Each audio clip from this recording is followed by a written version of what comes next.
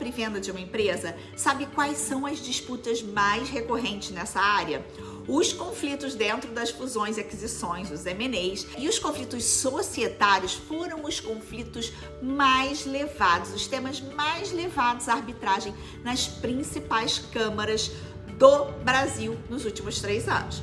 Então, se você quer atuar na área societária e de fusões e aquisições, fique atento a este vídeo, pois nós vamos te mostrar alguns dos casos que deram muito problema para você reforçar o seu cuidado na hora de escrever e de negociar os contratos dos seus clientes. Se você não me conhece, eu sou Fernanda Bastos, advogada na área de fusões e aquisições, trabalho com direito empresarial há mais de 20 anos e até dezembro de 2020 eu era sócia de um dos principais escritórios do Brasil nessa área de fusões e aquisições. Nos últimos 20 anos eu atuei nas principais operações que foram capas dos jornais e assessorei operações que somaram mais de 28 bilhões de reais.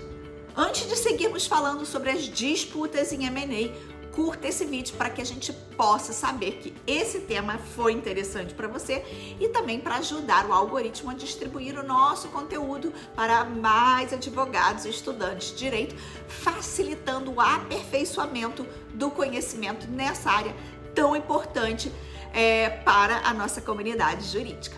Acesse o Conexão Legal no LinkedIn, no Instagram e no YouTube e curta nossas páginas para acompanhar outros conteúdos e ficar por dentro dos nossos cursos.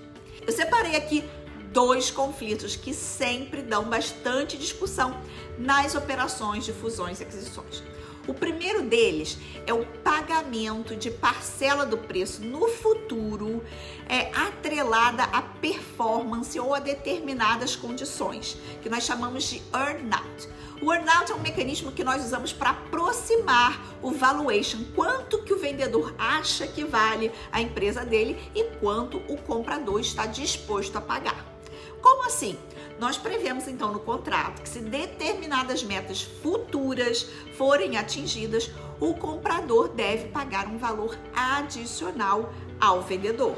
Acontece que esse mecanismo, apesar dele ajudar a fechar as operações, a unir as duas partes, ele tem 2 problemas graves.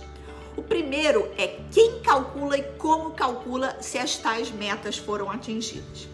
Geralmente existem pontos subjetivos que sempre dão briga. E o segundo é a questão da gestão da empresa pelo comprador após a operação, porque isso influencia o atingimento das metas. No nosso curso de fusões e aquisições, uma aluna me deu um exemplo que eu achei fantástico. O cliente dela vendeu uma clínica de hemodiálise para um grupo que tinha várias clínicas desse setor e previu um earn-out caso a empresa tivesse um determinado faturamento.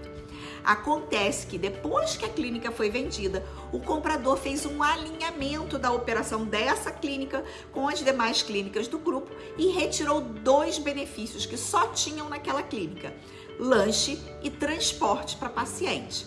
Com isso, os pacientes que moravam mais longe e que antes preferiam ir a esta clínica por causa do lanchinho e do transporte, passaram a ir para a clínica que era mais perto da residência deles. Para o comprador, isso não fez a menor diferença. Por quê? Porque ambas as clínicas eram deles. Mas para o vendedor, essa simples alteração no dia a dia, uma alteração operacional muito básica, fez com que o número de pacientes caísse e então a meta do faturamento do earn-out não fosse atingida. Me perguntaram qual é o resultado dessa disputa e eu não sei te dizer. Ela só contou esse caso na aula e eu achei ele muito bom para ilustrar que pequenos detalhes fazem muita diferença aqui nesse tipo de mecanismo. Qual foi a lição aprendida? Redija muito bem as suas cláusulas, coloque todas as condições de forma objetiva e com muito detalhe. Você já sabe que aqui mora um grande risco, então gaste tempo e atenção com essa cláusula. Antes que eu me esqueça, aqui embaixo ou no link da bio do Instagram, dependendo de onde você está assistindo esse vídeo, tem os links para você se inscrever na nossa Maratona das Fusões e Aquisições, onde nós vamos ter várias aulas falando sobre compra e venda de empresas. Este evento é um evento gratuito do Conexão Legal, então não perca. O segundo ponto que dá muita briga em M&A é indenização, só podia ser ela, né, gente? Quais são os passivos da empresa que o vendedor deve indenizar para o comprador? Quais são os limites dessas indenizações? Quando elas devem ser pagas? Vou dar um exemplo para vocês. Eu tive um cliente em que o comprador tinha assumido no contrato a obrigação de conduzir as defesas das ações judiciais e ele perdeu um prazo. O nosso cliente, vendedor, então não queria pagar a indenização. O comprador, por sua vez, passou a alegar que a ação seria perdida de qualquer forma, pois o direito material e as provas não eram suficientes para ganhar a ação. Gente, há casos em que mesmo o contrato estando muito bem escrito, tem uma bola dividida. A realidade é assim, nós não temos como prever todas as situações, todas as hipóteses de todos os casos no contrato. Nesse caso específico, nós recorremos à mediação empresarial. Com a ajuda de uma mediadora experiente, eles chegaram a um acordo e passaram então a dividir o valor da perda. Ninguém foi certo, ninguém foi errado, dividiram. Mas, nos casos em que a mediação não é adotada, seja por resistência das partes, seja por desinformação dos assessores, um processo judicial ou arbitral pode levar anos para ser resolvido e consumir mais recursos que o próprio valor em disputa.